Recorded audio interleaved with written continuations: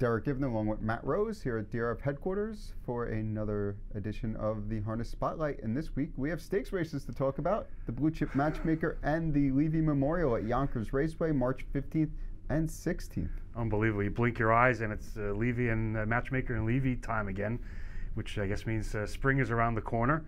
Certainly warmer temperatures, and we got what, 5 divisions of the Matchmaker, 6 divisions of the Levy, I think, with full fields. This looks shaping up to be an interesting series because there's really no particular standouts. Well, maybe in the mare division with Sharton being in there, she could be considered a standout. As long as she, comes back sharp or true to her form, then yeah. But the Levy looks pretty wide open this year. It should be interesting. No doubt about it. We're going to take a look at one of each. We're going to start on Friday. Race number 8 is the Blue Chip Matchmaker 4th division. I picked 1 out of the 5, and this is what I ended up with, and I think I picked a pretty evenly matched group. So this is your hand-picked race. It's interesting because, you know what? You can make a case for all 7 horses. Even Liz Patty it can come back very sharp. I mean, she'd be the first horse I'd toss out of this race, just strictly based on post position. But yeah, you can make a strong case for any number of horses in here.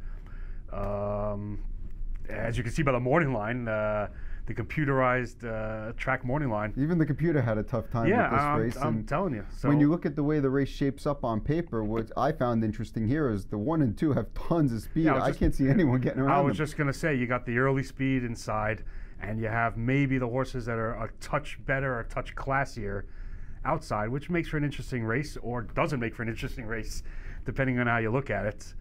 I'll defer to you to see who you landed on, though. I landed on number 2, Feeling Red Hot. I think it's going to be one of those situations where this mare is going to go right to the front, going to get around the 1, and no one else is going to leave, and she's going to set one of those 57 halves that we see sometimes in these races, and she's going to be gone. One interesting thing I think here is to show you how stats can lie. This horse is 1 for 29 at Yonkers Raceway the last 3 years, but none of those occurred when she was in the Ron Burke barn, so you could kind of toss them all out. Right. She's super speedy. I think she could definitely get around the 1. I don't see anyone else coming at her strong. I think if Gold Orchid had a start under her belt, I'd fear her and maybe even pick her. But I'm assuming she's going to be second over here with too much to do. Yeah, I agree with that. I think you're right. It may go 2-1 around the track. Dan Dubé is driving Itty Bitty. She's been very, very solid, both for Andrew Harris and then moving to the Renee Allard barn. I tossed out of that race last week. She had the 8-hole, in a race without much pace to it. Her start before, she reeled in a very sharp leader with a long, prolonged bid. Maybe does Dan Dubé get a little antsy early on? Maybe. So, like you said, we can look at this race 2 different ways. The speed, rated speed from the inside, or closers. I'm going to hope that maybe there's some sort of pace to close into, or there's some sort of live cover to be had, and maybe take a peek at the 6 C Swift Joy N. Obviously a step up, obviously getting tested for classier. But if you saw her race 2 back at Yonkers and non-ones at 20,000, she absolutely stormed home from a bad spot, stormed home to win going away. I mean, you don't see a turn of speed usually that often. Followed it up with a complete Jogola score where Jim Rohn Jr. set her the front end. Obviously I don't expect that to happen tonight, but if the price is okay, if I can get 5-6 to 1 on her, I might take a stab that she can pick up maybe some live cover from a horse. Maybe she's a GMP or Itty Bitty or even Gold Orchid, towing her into the race. And if the price is right, I'll take a stab with her. All right, so in the Blue Chip Matchmaker 4th division, race number 8, I'm going with number 2, Feeling Red Hot. Matt's going with the 6, C Swift Joy N. And we're going to Saturday. It's race number 9, George Martin Levy Series 6th division, 6 of 6. And in this field, we have the morning line favorite of number 1, Mar Nien A. And you'll see up there it says listed driver, because we're doing this video before the driver changes are in there. They all have a single driver, so maybe they'll all stay the same. Yeah, I can't imagine there'll be any of these drivers will not be showing up on on tonight's card to drive. Another interesting race that's maybe not as clear cut as the morning line, where it's just the 1, 2, 3, 5, and you throw everything else out.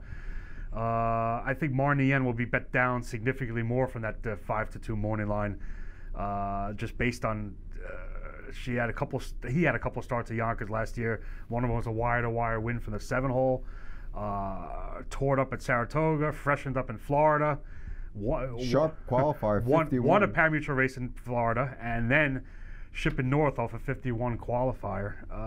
How do you feel about the horses coming up from Pompano? Sometimes maybe they need to start to acclimate. You know what? This is why leg one of the matchmaker and the Levy are kind of tricky, because you have good horses that are making their first starts of the year versus horses that have already had the experience, which is why I'm kind of leaning away from Marnien and maybe taking a peek at Gokudo Hanover, who's no stranger to the Yonkers Raceway Oval.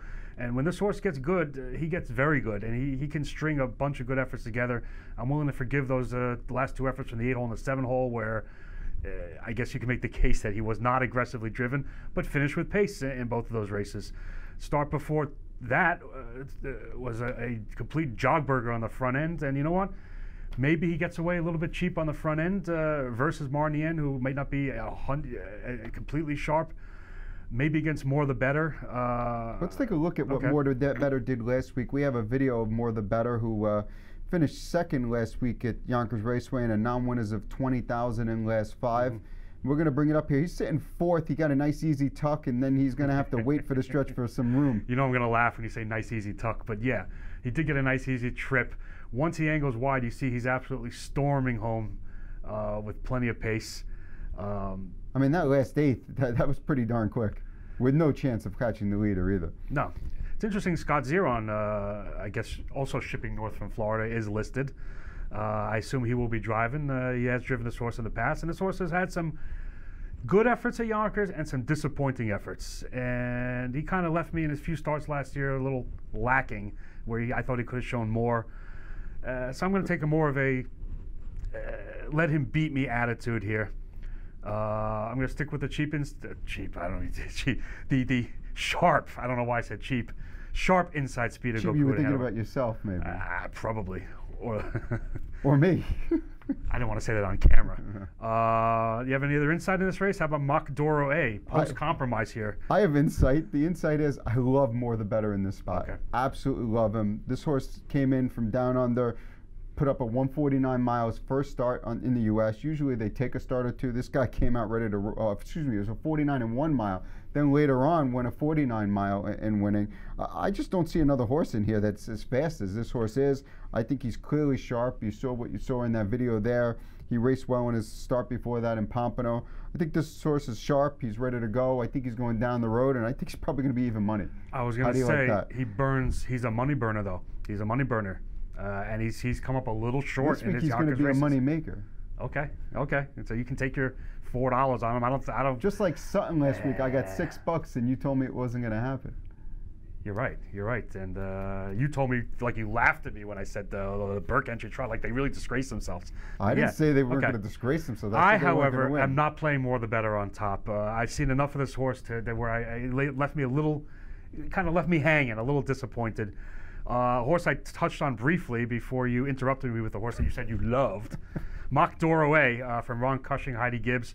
Very productive first start in the U.S.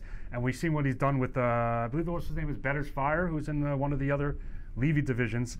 This horse overcame a very tough trip. Yeah, the race set up for him, but that was a very, very nice first start.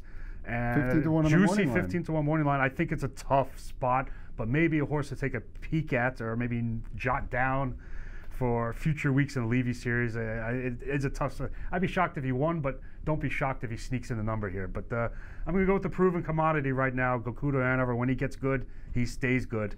And you can't go wrong from that post either. So Gokudo Hanover for Matt, number 2. I'm going with number 3, More the Better. And that's a little look at the Levy and the Matchmaker series this week. We'll be able to do this every single week because they race these series. 5 preliminaries, 6 weeks in a row. 5 preliminaries and a final.